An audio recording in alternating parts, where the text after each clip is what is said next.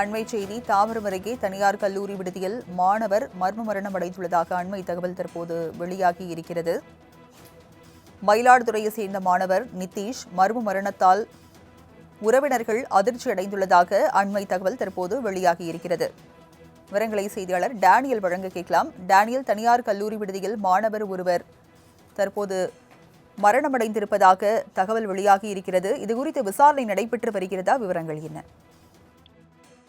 வணக்கம் ராஜலட்சுமி. சென்னை அடுத்த மேற்கு தாம்பரத்தில் உள்ள தனியார் பொறியியல் கல்லூரியான சாய்ராம் பொறியியல் கல்லூரியில் அந்த கல்லூரியோட மாணவர் தங்கும் விடுதியில் 2ஆம் ஆண்டு படித்து வருகிறார்.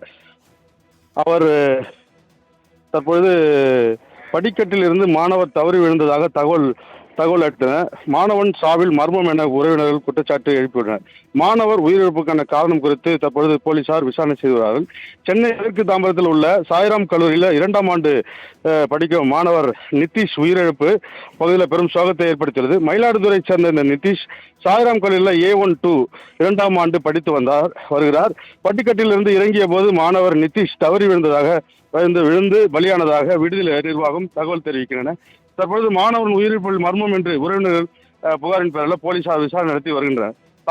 தாயின் உழைப்பால் கல்லூரியில் படித்து வந்த மாணவர் நிதிஷ் திடீரென உயர்ந்த சம்பவம் மாணவர் மத்தியிலே பெரும் சோகத்தையும் அதிர்ச்சியும் ஏற்படுத்தியுள்ளது.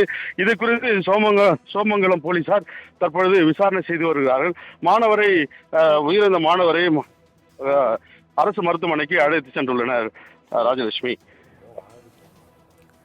விவரங்களை வழங்கியதற்கு நன்றி டேனியல்.